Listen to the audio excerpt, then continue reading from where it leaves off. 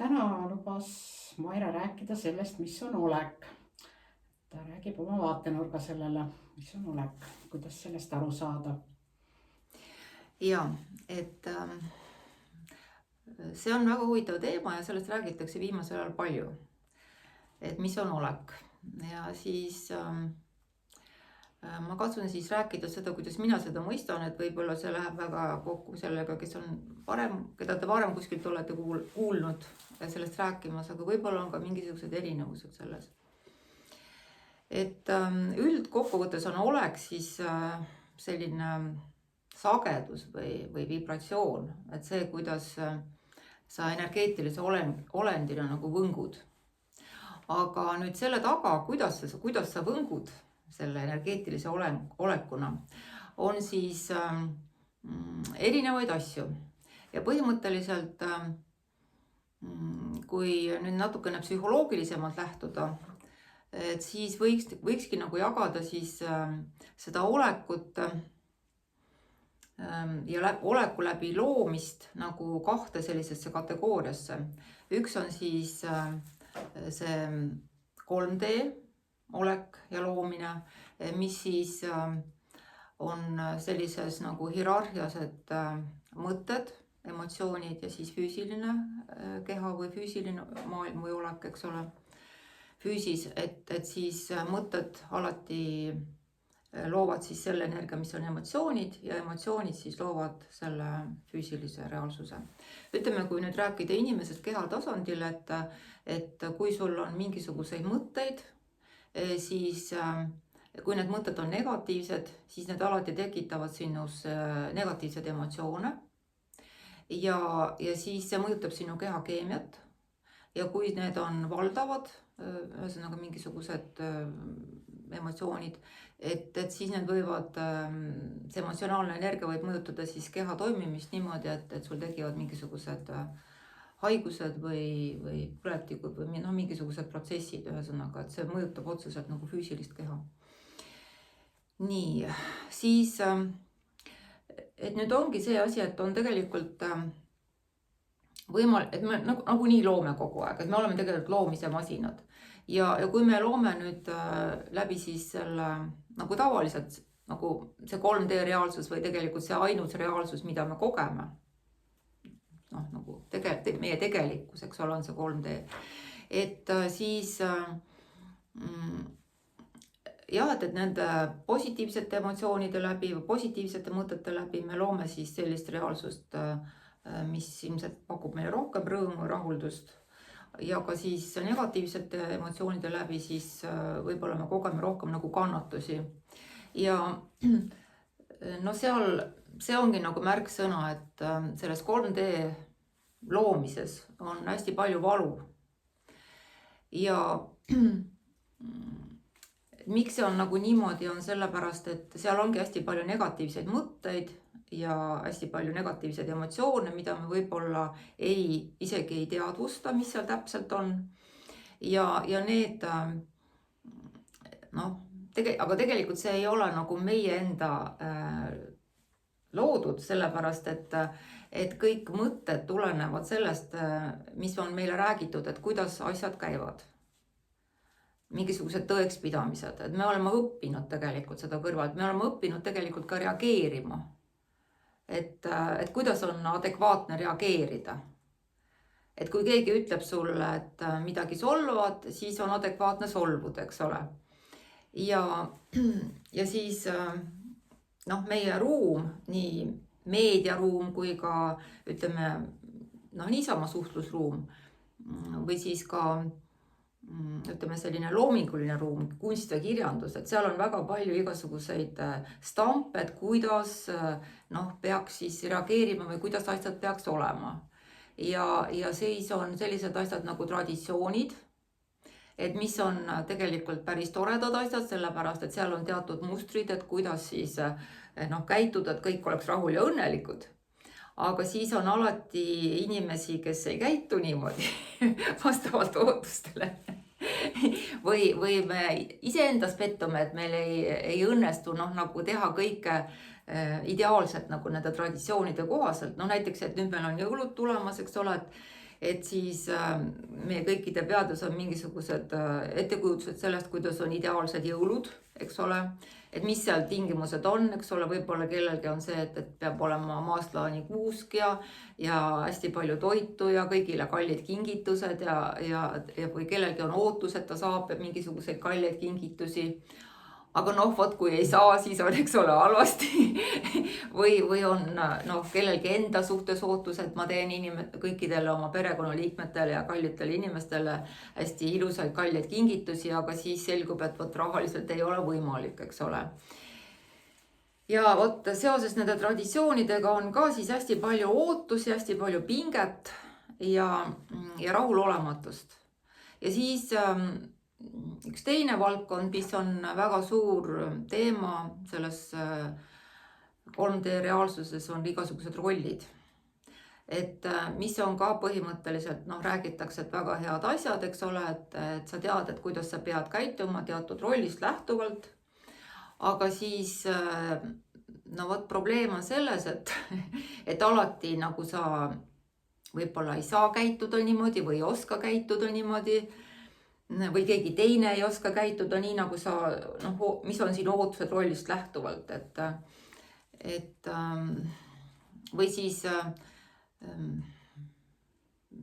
tekivad nagu hiljem mingisugused etteheited, et näiteks me just rääkisime oma emadest sinuga, eks ole, et kui me hakkasime teraapiat õppima, siis me saime teada, kuidas üks korralik ema peab, eks ole, olema oma rollis. Ja siis me võrdlesime seda, kuidas siis meie emad on käitunud ja siis pärast töötades hästi palju selle ema teemaga, siis mul tekkis selline visioon, et ma olen nagu teinud mingisuguse kujundi, sellise, et see on minu ema. Nii, ja siis ma võtan selle oma mälestused, see oma tegelikust emast ja proovin teda suruda sinna sellesse vormi ja siis ta mitte kuidagi ei lähe sinna, eks ole. Ja siis ma olen tohutult nagu pahane ja täis etteheiteid ja solvumisi, et miks see niimoodi, miks ta ei vastanud nendele või miks ta ei vasta nendele kirjeldustele, mis ma nüüd saan sellest, et kuidas üks normaalne ema peaks oma last kasvatama, on ju. Et sest lapsena, sul ei ole võib-olla kõik neid teadmisi sellest, et kuidas peab ja siis sa võtad seda lihtsalt üsna vahetult vastu, aga siis 30-40 aastaselt, kui sa hakkad õppima neid psühholoogia asju, eks ole, et siis selgub, et tegelikult sind ei koheldud üldse nii nagu vaja, on ju. Nii. Ja siis, vot sellised asjad selles 3Ds, mis kõik tekitavad tohutult palju pinget ja emotsioone ja ka võib-olla ka kehas probleeme. 3D põhiline selline omadus on see, et me oleme ellujäämise energias. Et mitte sellises külluses. Et küllus on see asi, kui sul on kõike piisavalt. Aga 3Ds, meile kogu aeg nagu produtseeritakse seda, et sa ise ei ole piisav, et sa pead tegema rohkem, sa pead tegema paremini. Ma rääkisin, emad ei olnud absoluutselt piisavad, on ju. Nagu välja tuli. Nii, siis et igasugused ootused endale, ja siis, et olla nagu, kuna kogu aeg on puudus, eks ole, kogu aeg ei ole piisav, siis on vaja kogu aeg pingutada, survestada, olla pinge all, teisi survestada, kontrollida ennast, eks ole, kõik see mäng, eks ole. Siis ja siis, eks ole, kõik need, ja tulemus peab alati kiire olema ja siis kõik need rollid ja maskid ja kõik see lugu, ja see, kuidas ego siis läbi nende rollide ja maskide avaldub ja kõik need ootused ja ühesõnaga metsik pinge, ja siis tegelikult see, mida ja see olek ongi siis nagu see pinge, metsik pinge. Ja siis me loomegi 3D maailmas seda pinget ka, et me loomegi nagu seda, kes me või mis me oleme. Ja siis me nagu endast väljapoole kiirgame, tegelikult see välismaailm siis, mida me tajume, et see on siis, ongi peegel meie enda nagu nendest pingetest ja ootustest ja et ja loomulikult võib öelda selle kohta, et see on illusioon. Et jah, et sellises budistlikus mõttes siis öeldaksegi väga lihtsalt, et sa ei saa samastuda oma kehaga, sellepärast, et see on üks rakk sinu isalt ja üks rakk sinu emalt ja ülejäänud on siis toidust, ümbritsevast maailmast, eks ole, õhk, kõik see, mis sa võtad sisse, et ehitada seda oma keha, siis samamoodi on siis need mõtete ja emotsioonidega, et mõtted on lihtsalt siis mingid konstruktsioonid, kuidas asjad maailmas on ja kuidas ja siis on õpitud reaktsioonid ja kõik need mõtted siis, et kui sa mõtled selliseid valusaid mõtteid, et siis on sul ka valusad emotsioonid ja negatiivsed emotsioonid enda ja teiste kohta, see kõik see loob, aga tegelikult sa ei ole ka oma mõtted ega emotsioonid, et tegelikult ei ole nagu mitte midagi, mille kohta sa saaksid öelda, et see olen mina. Et kogu see isiksus on tegelikult ongi lihtsalt illusioon. Nii. Ja nüüd kõige parem oleks siis, kuidas lõpetada valu, eks ole. et lihtsalt lase lahti. Väga kõlab nagu väga lihtsalt, eks ole, lihtsalt lase lahti. Aga tegelikult, kui sa hakkad seda tegema, siis see nii lihtne ei ole. Ja nüüd selleks, et minna siis nagu 5D-sse või luua siis 5D loomine on siis teadvuse ja mina tasandil, mis on põhimõtteliselt üks selline väli, millest siis lähtub selline aeg ja ruum ja elu üleüldse. Et on, ja selleks, et sa oleksid siis edukas nagu looma sellest kohast, mida ma nimetan 5D-d, siis on oluline siis kogu oma isiksus lahti lasta. Et siis nagu see keha, emotsioonid, mõtted, et lihtsalt lase oma isiksus lahti. Ja tundub väga lihtne, eks ole, et me oleme siin tegelenud sellega mõned aastad väga intensiivselt. Et tegelikult protsess läheb järjest intensiivsemaks ja aistingud kehas ja emotsioonid ja kõik see. Et see ei ole üldse lihtne, aga see on võimalik.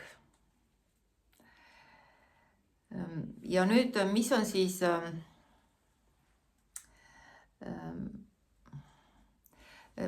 see 5D nagu olemus või, et ongi siis nagu loomisrežiim, et sa lood ilma, et sul oleks millestki puudus, et sa ei loo nagu asju, et täita mingisugust tühjust või mingit puudust. Et sul on kõike külluses, aga sa lood lihtsalt sellest loomise rõõmust ja sa lubad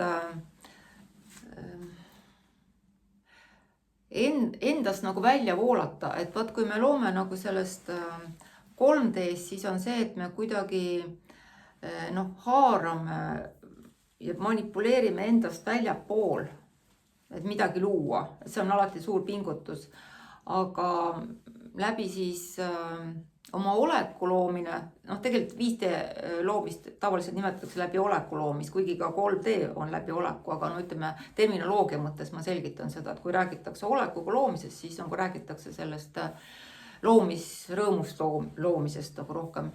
Et see on siis see, et see, kes sa tegelikult oled, see mina või see teadvus, et seal ei ole seda puudust. Ja siis sa lihtsalt lased sellel avalduda, manifesteeruda siin selles maailmas. Et see on väga teine nagu lähenemine, et sa tood seespoolt väljapool seda maailma. Mitte see kõik, mida sa soovid, ei ole väljaspool ja siis sa pead seda nagu endast sisse nagu oma ruumi nagu saama, oma ellu loomas. See on väga nagu erinev selline lähenemine. Ja siis lihtsalt lubamine, voolamine.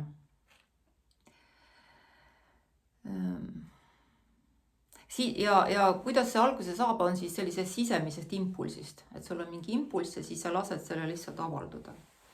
Ja ütleme, sellise loomisega võib olla ka füüsiliselt ütleme, palju asju teha. Selles mõttes, et igasuguseid tegevusi, võib-olla ka on palju vaja rääkida aga see ei ole pingutus, et see lihtsalt voolab sinust välja, see on lihtsalt selline looming, see on väga, väga teistlaadne kogemus. Ja et sõna loomine on õige sellepärast, et kui te olete oma elus kogenud sellist mingisugust kunstilist inspiratsiooni või tegutsemist, et siis aeg võib mööduda väga kiiresti või kuidagi see ajataju kaob, et kui sa oled tõeliselt haaratud sellest oma tegevusest. Et ma arvan, et iga inimene on seda kogenud, et vähemalt lapsena kindlasti, et sa midagi väga naudid teha. Et see on siis selline olekuga loomine või sellest kõrgemast 5D loomine. Ja siis ma mõtlesin ka veel sellist asja, et ma sain inspiratsiooni sellest uudisest, teadusuudisest tegelikult, mis on siis, et Marie Stromme, kes on üks Rootsi teadlane,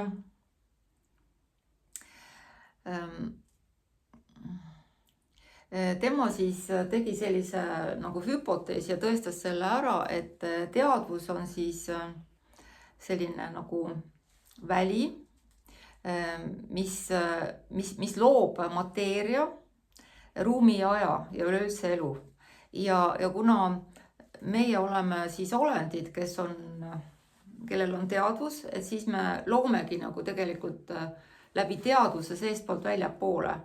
Ja siis, et kui meil on praegu see 3D maailm, et ongi siis see pikkus, laius, sügavus, eks ole, see kolmemõõtmeline aeg, ruum ja kõik need teised asjad seal.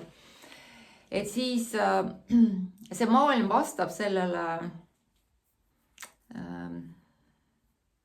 ütleme, kui psühholoogiliselt on siis füüsiline keha, emotsioonid ja see mõte, et siis see loob ka nagu selle ruumi, kus on need omadused, eks ole. Ja nüüd, kui inimesed hakkavad looma, siis lähtuvalt sellest loomisenergiast, et siis võib-olla tõesti ka see füüsiline ruum muutub. Ja inimesed, kes on siis oma arengus nagu jõudnud sinnamaale, kus nad on valdavalt siis selles loomisvoos, ehk siis emotsionaalses mõttes, kas siis sellises rahus või ka õndsuses, et siis nad on rääkinud, et nad kogevad maailma teisel viisil, et nad näevad maailma nagu energeetilisemalt, sellist nagu, võib öelda, et nad näevad aurasid või nad ei näe maailma enam nii staatiliselt, seda füüsilist maailma. Ja mul endal oli üks huvitav kogemus budismilaagris. See oli selline nädalane harjutuslaager. Ma arvan, et oli võib-olla 4. või 5. päev. Ja siis ma istusin tualetis ja siis ma järsku nagu vaatan, et sein oli selline natuke hämar, oli ka juba õhtu oli käes. Ja siis ma vaatan, et kuidagi sein hakkab niimoodi lainetama või. Et see üllatas mind väga, aga ma päris kindlasti nagu nägin seda, et kuidas mateeria, ütleme siis kahvelsein, et tegelikult ta ei ole nii staatiline, kui me oleme harjunud sellega, et ta on. Ja siis oli nii huvitav, et meil oli üks jagamise ring seal ja siis meie õpetaja, kelle maja see oli, et ma hakkasin seda lugu rääkima, kuidas ma istun seal ja sein lainetab. ja siis tema jagas, et kui ma seda nagu ütlesin, siis tema kui majaomanik kohe nagu tohutult ehmatas ära, et issand jumal, et nüüd on mingisugune konstruktsioonide viga või mis nagu on. Aga siis, kui ma hakkasin, rääkisin edasi, siis ta sai aru, et tegelikult see oli see, kuidas ma seda reaalsust kogesin.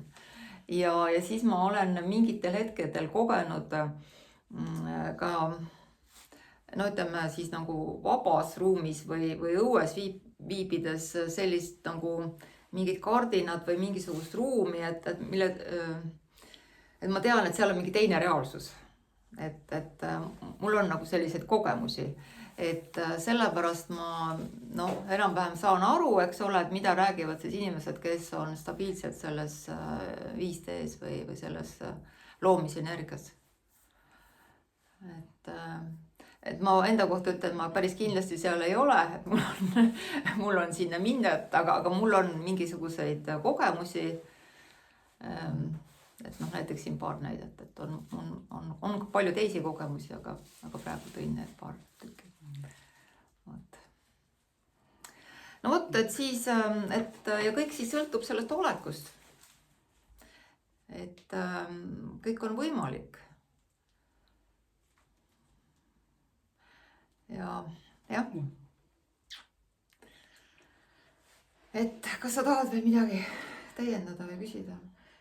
Minu mõte läks sinna, et kui me nüüd kõik kenasti sinna 5D-sse jõuame, kas kõik või inimesed, et kuidas siis sellega toime tulla, kui need kahelseinad kogu aeg kuidagi vibreerivad ja lainetavad ja see füüsiline maailm, mis praegu üsna tahke tundub, nii tahke ei olegi, et lihtsalt selline lõbus küsimus tekkis mulle õhku. Ma ei oska nüüd enda kogemusel öelda, aga need, kes väidavad, et nad on olnud selles seisundis päevi või ka nädalaid, et nende majad ei ole kokku kukkunud ja katastroofe sellest ei ole tekkinud. Et see on lihtsalt see, et kuidas sa koged. Et inimene, kes on, ongi selles nagu mentaalses, emotsioonid, füüsiline keha, see 3D-s, et tema kogebki kõike või näeb kõike väga staatilisena, aga kui sa oled rohkem siis selles loomisenergias, teadvuse ja mina tasandil, selles ühtsuses nagu kõigega, mis on, et siis sa lihtsalt koged teistmoodi. Ja see teadlane ütleb ka seda, et ikkagi persoon ise loob selle ruumi. Et minu jaoks on täiesti turvaline see, kui vahepeal natuke niimoodi lainetab. Minu küsimus oli pigem naljavõtmes, mitte selles, et nüüd kuidagi eluohtlik oleks, et nüüd siin midagi kaela kukuks või. See on selline lihtsalt nagu huumor, eks ole. Huumor ja võib-olla ka see on see midagi, mis võib-olla takistab inimesi sinna siis süvitsi minemast, et see on ikkagi nagu ebamäärane, et kui on ikka kindel sein, see on nagu teada, saad käega katsuda ja see on hüpotees lihtsalt praegu, et sa ei pea isegi sellele vastama. Aga mina kujutan seda niimoodi, et on kindel sein, aga on ka võimalik, et ei ole kindel sein. Selles mõttes, et vahet ei ole. Lihtsalt küsimus on selles, et kuidas sa koged. Aga mõlemad pidi on jumala turvaline. Jah. Okei.